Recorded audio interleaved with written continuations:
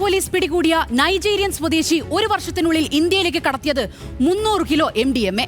കൊല്ലം നഗരത്തിൽ നടന്ന ഏറ്റവും വലിയ ലഹരിവേട്ടയ്ക്ക് പിന്നാലെയാണ് ഡൽഹിയിൽ നിന്നും നൈജീരിയൻ സ്വദേശി അഗ്ബഡോ അസൂക സോളമനെ പോലീസ് പിടികൂടിയത്.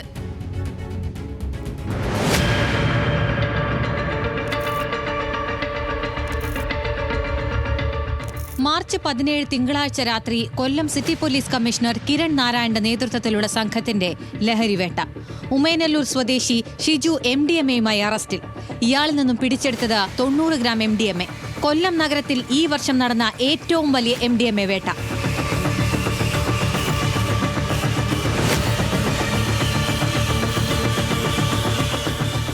ഡൽഹിയിൽ നിന്ന് വിമാനമാർഗമാണ് MDMA എത്തിച്ചതെന്ന് ഷിജു മൊഴി നൽകുന്നു. തുടർന്ന് ഇയാളുടെ കൂട്ടാളികൾക്കായുള്ള അന്വേഷണം. അധികം വൈകാതെ ഷിജുവിന്റെ കൂട്ടുപ്രതികളായ അസിം ഖാൻ, റാസിഖ്, ഫൈസൽ എന്നിവർ പോലീസ് പിടിയിൽ. തുടർന്ന് ചോദ്യം ചെയ്യൽ.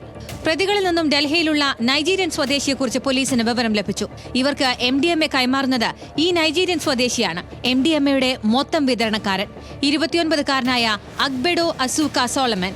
സിറ്റി പോലീസ് കമ്മീഷണർ കിരൺ നാരായണന്റെ നിർദ്ദേശപ്രകാരം ഇരവിപുരം CI രാജീവും സംഘവും ലഹരി ശൃംഖലയിലെ മൊത്ത വിതരണക്കാരനെ പിടികൂടാൻ ഡൽഹിയിലേക്ക്. പ്രതികളിൽ ഒരാളായ ഫൈസലിനെയും സംഘം ഒപ്പം കൂട്ടി. ഫൈസൽ വഴി പ്രതിയെ പിടികൂടാനുള്ള നീക്കം. മാർച്ച് 27-ന് സംഘം ഡൽഹിയിൽ. 3 ദിവസം നീണ്ട സാഹസികമായ നീക്കങ്ങൾ. നൈജീരിയൻ സ്വദേശി അഗ്ബഡോ അസൂക സോളമൻ പോലീസ് വലയത്തിൽ. ഇത് ഓപ്പറേറ്റ് ചെയ്യുന്നത് നൈജീരിയയിൽ ഇരുന്നിട്ട് ഉള്ള ഒരു ഡ്രഗ് ലോഡാണ് അവിടെ നിന്ന് ഇത് ഓപ്പറേറ്റ് ചെയ്യുന്നത്.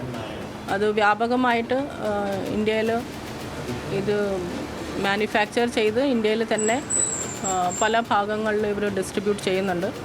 അതിലെ ഒരു മെയിൻ സപ്ലയറിനെയാണ് ഇപ്പോൾ നമുക്ക് കിട്ടിയിരിക്കുന്നത്. ചോദ്യം ചെയ്യലിൽ ഞെട്ടിക്കുന്ന വെളിപ്പെടുത്തലാണ് അസൂക നടത്തിയത്. കഴിഞ്ഞ ഒരു വർഷത്തിനിടെ ഇയാൾ ഇന്ത്യയിലേക്ക് എത്തിച്ചത് 300 കിലോ MDMA. ലഹരി ശൃംഖലയിലെ മുഖ്യ കണ്ണിയുടെ പേരും ഇയാൾ വെളിപ്പെടുത്തി. നൈജീരിയൻ സ്വദേശിയായ ഫ്രാൻസിസ്. വാട്സ്ആപ്പ് വഴിയാണ് ഫ്രാൻസിസ് കച്ചവടം ഉറപ്പിക്കുന്നത്. ഡൽഹിയിൽ ഫ്രാൻസിസ് പറയുന്ന സ്ഥലത്തെത്തണം. അങ്ങനെ എത്തുന്നവർക്ക് MDMA നൽകി പണം വാങ്ങുന്നയാളാണ് പിടിയിലായ അഗ്ബഡോ അസൂക സോളമൻ.